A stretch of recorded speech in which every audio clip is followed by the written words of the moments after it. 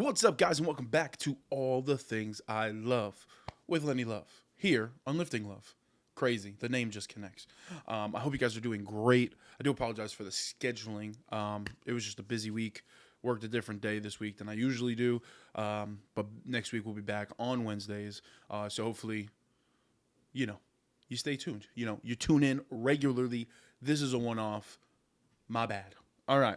Well, as y'all know, all the things I love is literally just me talking about all the things that I love: sports, WWE, entertainment, all the different things that I love, all the things that maybe you guys enjoy as well. So, kind of want to start with the NFL because it's the most pressing. Playoffs are this weekend, literally starting tomorrow. I'm recording this and posting this on Friday. So, Saturday, tomorrow, the playoffs. I honestly would love to deep dive into all the matchups, but I don't want to bore y'all to death. I think there's so many different ideas and different kind of things that go into each of these games and how some of them could be potential upsets. Like, quick run through. Obviously, Chargers I believe are going to beat Houston, Pittsburgh, Baltimore. And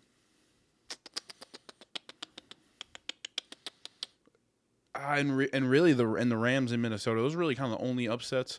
Everything else is kind of set forward. So a couple of different things that we can look at that are potential upsets, which are super cool, especially for me. I love playoff football, playoff basketball, playoff anything because it just increases the stakes that much higher. So let's get right into the predictions. I'm gonna rapid fire these.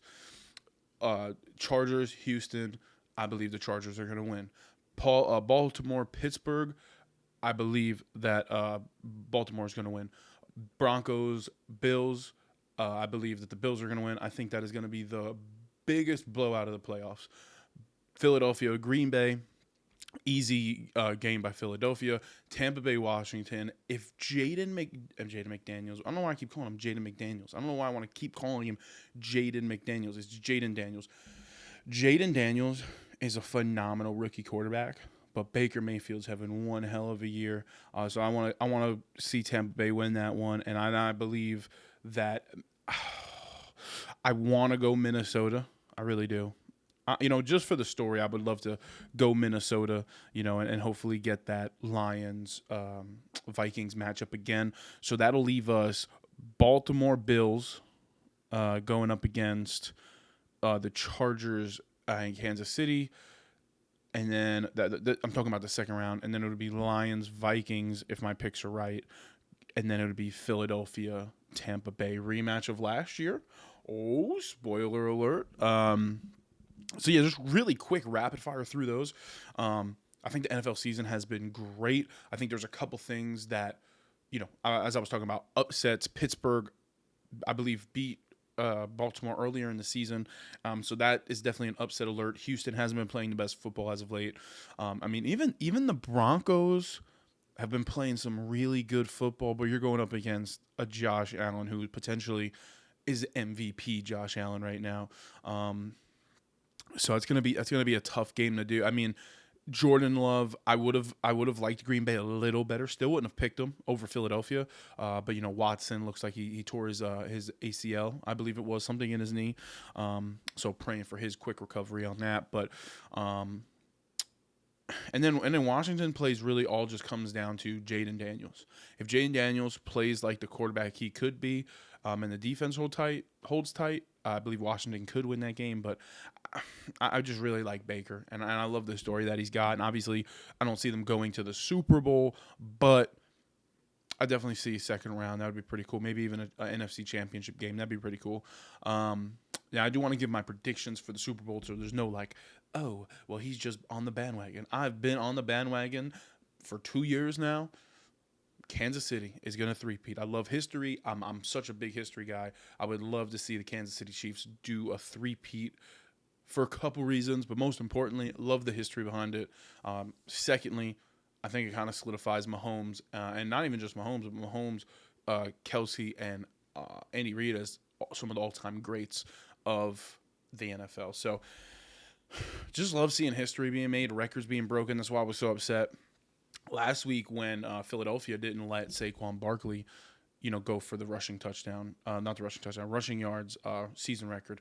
Which again, I get it. You want to win championships, but like, how many times? It's only happened 9 other times that somebody's gotten to that 2,000 mark, and then it's only happened 3 times that somebody has beaten the record. And the last time it happened was in the '80s with Dickerson. So it's definitely cool to see stuff like that happen, especially when it's that back in the day. It's not like 2010. This is 40 years ago, even longer than that, right? 80, 80, 96, 2006, 2016, almost 40 years ago. You like how my math works there? So yeah, I think, man, I would love to be like, hey, I really think that I love the Lions. I think a healthy Lions team right now, like full on defense, um, I think they could make it to the Super Bowl, but that defense, with it just being so up in the air, and so many injuries to like Aiden Hutchinson. Oh God, I think I said his name right. It's tough when one of your best defensive players is out. It's just tough. So if they were fully healthy, I would definitely pick them. But Jared Goff and Gibbs, they've all been just playing lights out. So you know what? As much as I'd like to see a Philly Kansas City repeat, I think we're gonna go Detroit, Kansas City on this one. They've been playing really good football. I mean, Minnesota's definitely a sleeper, which is crazy how a number one seed battle, the loser gets the fifth seed. I never understood the NFL playoffs. Like basketball, it's just record. It has nothing to do with your like conference or division or whatever. But in the NFL, it's like whoever wins the divisions gets also gets a solidified playoff spot. It makes sense to make things fair because if that was the case, I think there's one division in an NFC that like all the teams are like above 500, all have playoff records. So I get it, but at the same time, it should just be fair to everybody. Anyway, that was football, the NFL. Playoff starts Saturday. It's Saturday, Sunday, and Monday. I got the schedule right here. Okay, the 11th, which is tomorrow. On CBS, it's going to be the Houston Texans versus the LA Chargers. Also, heartbreaking what's going on in Los Angeles right now. So if anybody's out there, anybody who is going through something like that, I've been seeing stories from different creators, from different celebrities, all different types of stuff. So prayers to everybody who's going through that situation right now, and I pray for speedy recovery, and I pray for um, things to just get back to somewhat of a normal. It's tough when a natural disaster happens like that, and unfortunately, besides earthquakes, fires are pretty common out in California, and they happen pretty much on a yearly basis. And but something like this is just really devastated. So close to human population. I believe last I saw it was 8 or 9 dead. Over 10,000 like structures burnt down, and there were 17,000 acres burning. So, I pray for y'all, and I hope that this is going to get taken care of quickly. All the first responders and firefighters out there, and everybody who's on the front lines, police officers, everybody. Obviously the city government officials and all that. Just praying for y'all. And wildfires are crazy. I mean, I've seen small ones. I was a firefighter. I've seen very small ones compared to 17,000 acres. But they move quick. They're dangerous. So I just pray for all the people fighting that fire out there, and to everybody who lost something in the tragic fire that has been. So, and I believe they're playing this game in Arizona now. I believe, or no, that's the Minnesota Rams game. My bad, because Houston's the 4th seed. The Chargers are the 5th seed. That's 4:30 on CBS. That's Saturday. Another Saturday game, second Saturday game, is Pittsburgh-Baltimore. That's going to be on Amazon. Amazon coming in crazy with all this. Then you got on Saturday the 12th at 1 p.m., you got Denver and the Broncos. That's going to be on CBS. And then it's Philadelphia, Green Bay. That's going to be on Fox. Then there's Washington, Tampa Bay. Wow. Out of those 3 games, that one takes the top spot. That's crazy. I did not expect that.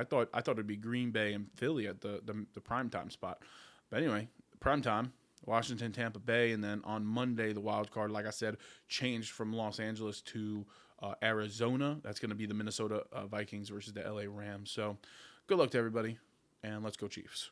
How about them Chiefs? Okay, now that was football, WWE. I know tonight is Friday Night SmackDown, so by the time you're watching this, whatever happened is going to happen. But Tiffany Stratton cashed in one of the best ways I've ever seen done, ever. First off, want to give credit to Naomi and Nia. I am not the biggest Nia Jax fan. She's been very botchy lately. Just not hitting the right move sets, missing moves. I mean, she went to go give a chair shot at War Games to the head.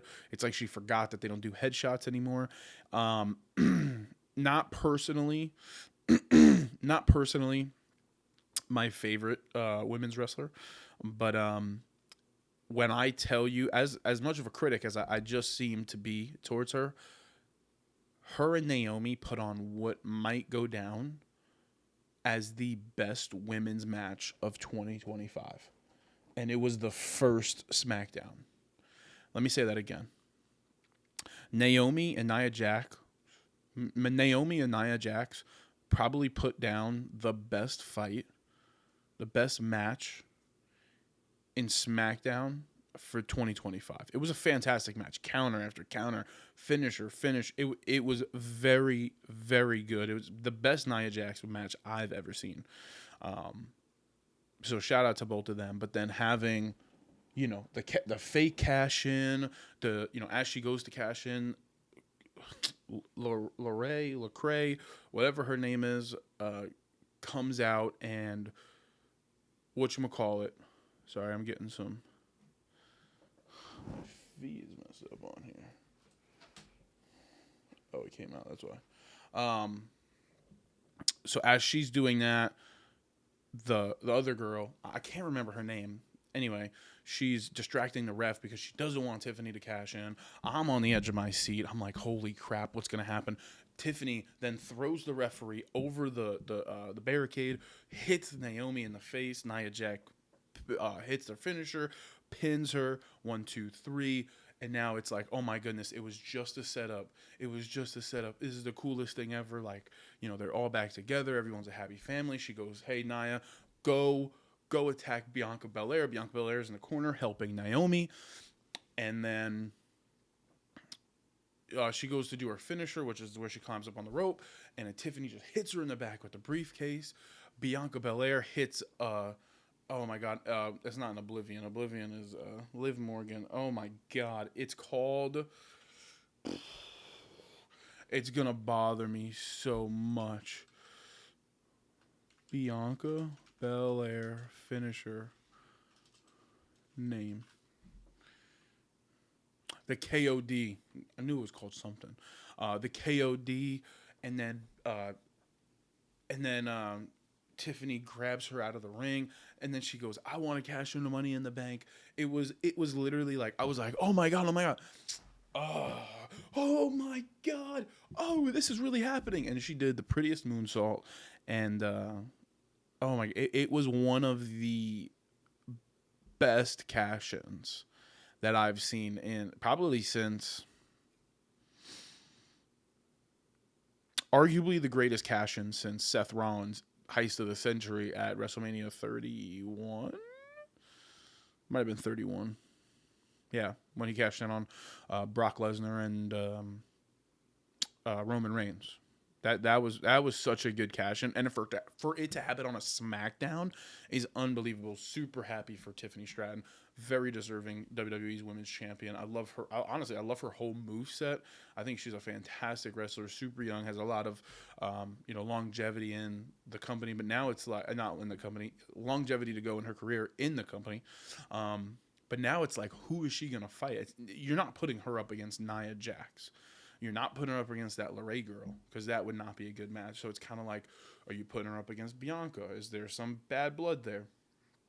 Maybe Bayley's an opportunity. I think with Nia Jax, she was so limited because if she's not going up against Jade Cargill or Rhea Ripley, it doesn't make sense. You know what I'm saying? So there's some opportunities there to explore, but it'd be pretty cool to see Bianca Belair get back into the main picture. I hope this kind of opens up Tiffany maybe spilling the beans, and I don't think Bianca's the one who attacked Jade. I think Nia was, and Tiffany was just kind of keeping it under wraps because they were on the same team. I think that's definitely a possibility in the storyline, but then again, it doesn't put her anywhere. Maybe Tiffy, little Tiffy Tom hit Jade as as part of her role as a henchman, if you will, for Nia Jax. She did it. Now that's a storyline between her and Tiffy. I think there's a million different directions they can go. But tune in tonight's SmackDown, actually happening here pretty soon. By the time this video comes out, SmackDown might be happening live as we speak. So that was SmackDown. Then Monday Night Raw. Raw is Netflix. Triple H coming out talking about the Netflix era, because everyone's been referring this whole time in WWE as the Paul Levesque era. It was an unbelievable night. I will say this: there definitely were a couple of curveballs. Definitely a couple curveballs. Never thought that Hulk Hogan would ever be booed. He got booed out of the building. The Rock kind of just completely threw the past year storyline out of the window. I get it because he's like the board of directors, but also at the same time, it's kind of like, bro, what are you doing? I thought we were doing something here, and kind of just threw it out the window. Acknowledged Roman, acknowledged Cody. Very weird. And the only thing I would change about the card is I would flip it. I would have put Tribal Combat last. I get it. They wanted Seth and Punk at WrestleMania, but Roman and Solo's match, oh my God, the storyline is just 10 times better. I honestly personally didn't care. I love Seth Rollins. Never really. I mean, I like CM Punk. I think he's a good wrestler, but if I have to pick one, I'm picking Seth 10 times out of 10 over Punk.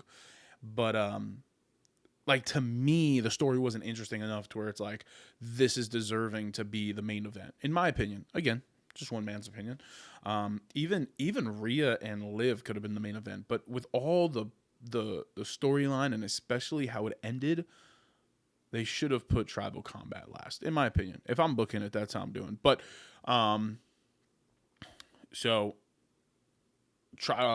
Roman Reigns is OTC, Tribal Chief. The Rock even put the Ulafala over around his neck. That was super awesome. Jey Uso snuck one out against Drew McIntyre. This bloodline killer is definitely a really cool character for Drew. He's definitely the most improved wrestler, craziest transformation I've ever seen in a wrestler, from how he used to look to now, his mic skills, his development. He's one hell of a wrestler. Liv lost to Rhea Ripley, so Rhea Ripley's a new women's champion, which is just gas. I mean, she's the women's world champion. I mean, it had to happen. I don't think there's a world where Rhea Ripley's not the world champion. Liv was great, but God, the pop for Rhea is crazy. It's like leaving the Judgment Day was like the best thing that ever happened to her. Like the minute This Is My Brutality starts playing, the place loses its mind. Dang, were there only 4 matches? Oh, I'm reading this. Rhea, Punk, Roman, Seth. Wait. Rhea, Roman, CM Punk, Jay. Yeah, it was only wow. When you really think about it, there was only 4 matches. I guess. Well, that was also the John Cena promo. Undertaker came back. The Rock had a promo in the beginning, and then obviously Hulk Hogan, Travis Scott smoking a blunt was the craziest thing I've ever seen. So here's the thing. Okay, so Netflix and WWE, part of announced that the debut episode of Raw on Netflix got off to a strong start, with the Monday night program capturing 4.9 live views globally. That's incredible. The inaugural event on Netflix averaged 2.6 million households in the United States, according to Video Amp, which is 116% higher than Raw's average 2024 U.S. audience of 1.2 million households, and higher than any Monday Night Raw broadcast in the past 5 years. The event also more than doubled the 18 to 49 audience versus last year. On X, Twitter, as soon as the event started, WWE Raw was the number one trending topic in the United States, Brazil, Australia, and the United Kingdom. WWE Raw trended number one for 14 straight hours and occupied 6 of the top 7 trending topics in the U.S. Hashtag Raw on Netflix and hashtag WWE on Netflix also trended in Brazil, Mexico, Spain, and the United States. The WWE generated 223 million social media views across platforms on the day of Raw's Netflix premiere. More social views than any Raw episode of 2024. The debut of Raw on Netflix, which took place at a sold-out Intuit Dome in Los Angeles, set a company record as the highest grossing WWE arena event of all time. Additionally, the event set a merchandise sales record, becoming the highest grossing non-premium live event of all time. The event saw Rhea Ripley, blah, blah, blah. We know Rhea Ripley won, Roman won, blah. In January 2024, WWE and Netflix struck a landmark deal to bring WWE's flagship weekly program, Raw, to Netflix beginning in 2025. Netflix is now the exclusive home of Raw in the United States, Canada, the UK, Australia, and Latin America, among many other territories.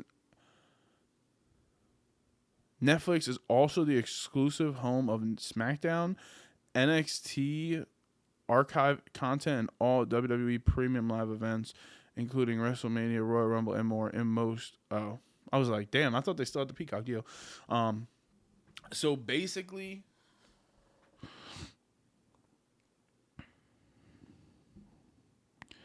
it was a banger. Sorry, I was reading some of the little asterisks. So basically, it was a banger. I mean, that's incredible. 4.9 million live views. That's really impressive. How many? Oh, I guess that's way more. The Super Bowl gets like way more. It gets like 200 million, right? But when you're talking about households, you're talking about families watching it, right? You're talking 2, 3, 4, 5 people watching this at the same time. I know for me, it was me and my wife watching it. So that's 2 right there. I know a buddy who watches WWE. Him and his whole family watched. It was like 7 people. So, I mean, definitely households, like 2.6 million households, that viewership number is way higher. So, it's definitely awesome. I mean, for someone who's watched WWE for a long time, I used to get bullied about watching WWE, and I just love the wrestling. I love stories. I love the characters, the gimmicks, if you will, the action, the performance, the athleticism in it. I mean, they're professional athletes. At the end of the day, they're professional athletes, and so it's super cool to be able to see something that I've been watching for over 10 plus years grow to this level. And obviously, I mean, the numbers don't lie. Social media posts, people tuning in live. I mean, it's in all these different places now, not just on the USA Network. So it's awesome. I'm really excited to see what happens with WWE. And, I always told myself I'd be a wrestler one day, but I'm going to be honest with you, it's probably never going to happen. Maybe on like a commentary standpoint or like a manager, I could do something like that. I got the personality for it, but I don't know if I can take bumps like that, man. My body hurts. I'd be achy. I'd be sore. I'd be hurting all the time. I mean, they got so much credit.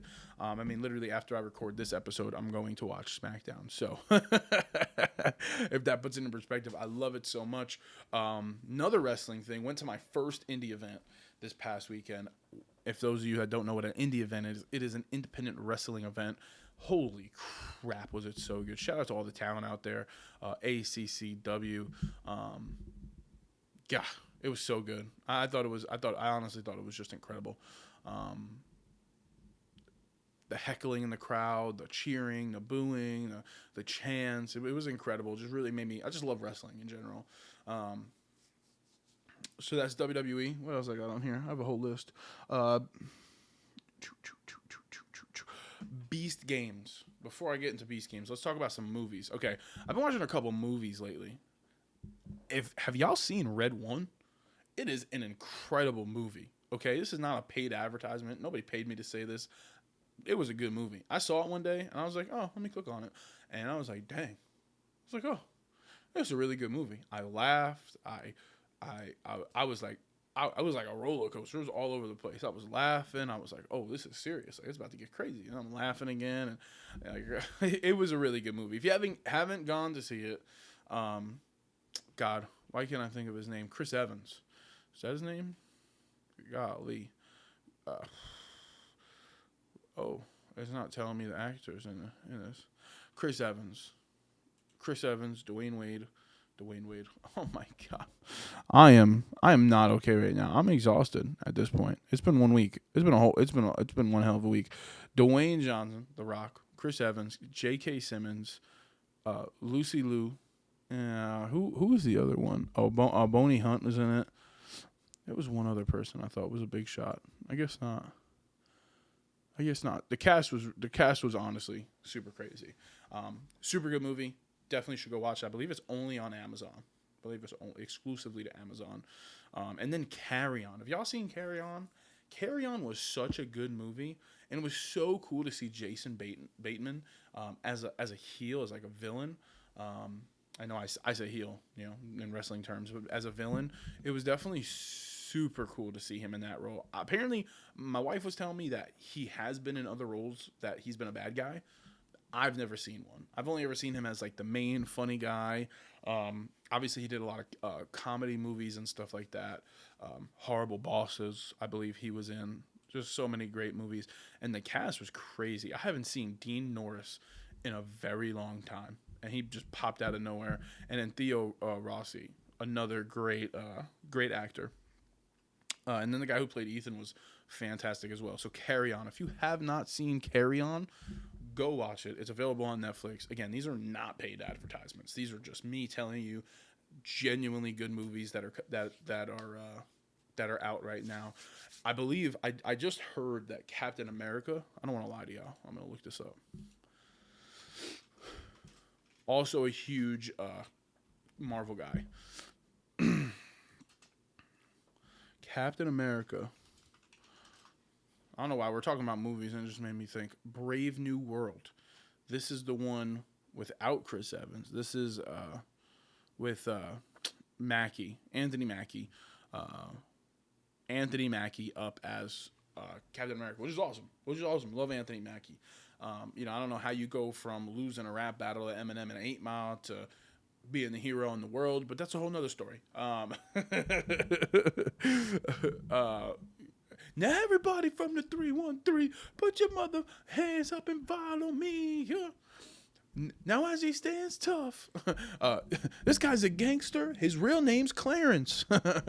Clarence went from losing rap battles to the greatest rapper of all time to being Captain America. It's an unbelievable journey. Just know that you can do anything you put your mind to, kids. I'm just kidding. I love Anthony Mackie. He is an incredible actor. But shout out to him. I think it's an incredible role that they gave him. It's hard to fill the void of somebody like Chris Evans, who's been from the jump. It's not like they've been changing characters much. And obviously he's not Captain America, but he is portraying the character of Captain America. Because when you think of Captain America, everybody unanimously is going to think of Chris Evans because he's the first guy that did it. But Captain America, Brave New World, coming out. Oh, it's coming out February 14th, Valentine's Day. Okay. And then there's one more film since we're talking about it. I wonder if they gave it a release date. Oh, they gave it a release date. Oh, Lilo and Stitch. Okay, y'all don't know. Oh, wrong side. Boop. Boop. I'm a huge Stitch guy. Stitch is my favorite Disney character. Is the best Disney character. I'll say it. Of all time. That's coming out May 23rd, 2025. That's crazy. That's going to be a good movie. And then there's two movies that I want to see So I will definitely be letting you know. 3. I lied. This movie is Mark Wahlberg. It came out. It came out. Oh, it's coming out January 25th. Okay, 24th. Flight Risk. That's one I want to see. I want to see the new Moana 2. I know it's like a child's movie, but you know, Moana 1 was really good. And then Sonic the Hedgehog. I want to see it so bad. This is the one with Knuckles in it. Ah, and then Shadow comes back. Crazy. Huge Sonic guy as well. So that's all the movies, really. If there's any movies that are coming out that I missed and you want me to check out or I should check out, let me know in the comments below. Definitely looking for some good movies to watch. Okay, last thing before I let y'all go. Well, 2 things. Last thing for this week, and then next week I'm going to talk about our Nerf battles that we got coming up. But the Lifting Love podcast. So our weekly episodic guest podcast is going to be coming out starting next week, so January 15th. So the next time you hear from me, our podcast will officially be out. I need everybody who's watching this, because I know there's 1,500, maybe 1.5 million people watching this, to go watch it, subscribe to this channel if you haven't done so. The podcast has been something, the Lifting Love podcast has been something that has been missing in my life for 2 years. God, let's just go through the story. Lifting Love podcast started because I watched a video of Gary Vaynerchuk talking about you need to make a podcast. Didn't really give me any more context or substance than that. It's a video on YouTube. He showed basically the blueprint for how to do it.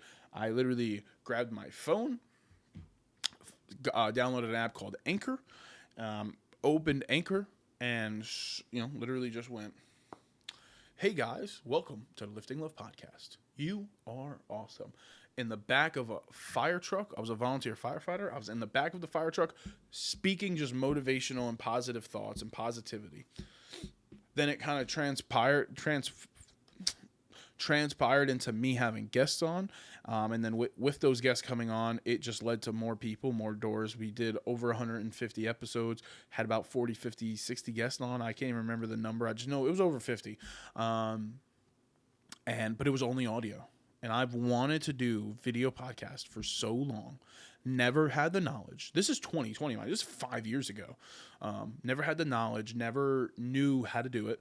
So I was like, okay, like maybe I'll just never do it. Never really thought about it. I mean, I've always, it's written down in one of these books I have somewhere where I was like, the Lifting Love podcast will be successful, blah, blah, blah. But fast forward 5 years, and now I have the knowledge. I took a pretty big risk and invested in myself. And, on top of all the content we do here, we're going to be interviewing people. I did 3 this past week. I have 4 coming up for next week. And then we're booking out as far as the 22nd. So, God is good all the time. And the Lifting Up podcast is just going to be a place for me to have conversations with people, and listen, if it blows up and it becomes this huge thing that I know it can be because I believe in myself as an interviewer, then so be it. But if not, it is what it is. I just know my way of interviewing people is just insane. Like it literally feels like it's what I'm put on earth to do. Between the podcast interviews, and then like the interviews on the street where I kind of just wing it. It's awesome. Like I sat down for these 3 podcasts, 3 different guests back to back. Not a single note. I mean, off the dome, genuine conversation, like truly have the ability to make this the greatest podcast ever. I've said it before. I've said it on the pod. You'll see some clips about it. But, there's a lot of great podcasts out there. There's not a lot of great podcast hosts out there. And I think the host is really the big thing. And, listen, I'm not the greatest at either. There's definitely people better than me. But as far as a majority, I definitely feel like I'm topping that majority. Just being able to connect with people, making people feel comfortable and flowing a conversation. It's something I've been doing my whole life. So I definitely pride myself on being able to talk to people. And my goal with the Lifting Love podcast is to talk to everybody. You know, it doesn't matter who you are, what you do. You could be a super successful business owner, someone who just started, someone who's running a family business, a janitor, a principal, a PTA mom of three. Like, just talking about your story, how you got here, like what led you to this day, like what happened, what are your successes, what are your your regrets, you know, advice to your younger self, advice to the people out there who are watching it. We just want to be a place of motivation and positivity, and I'm truly just trying to create the best podcast out there. And it's not gonna be for everybody, and that's cool, but just love talking to people and connecting. It's unbelievable. It's been such a fun ride, and I just started. So stay tuned more for that. But until next time, if y'all haven't done so, subscribe here.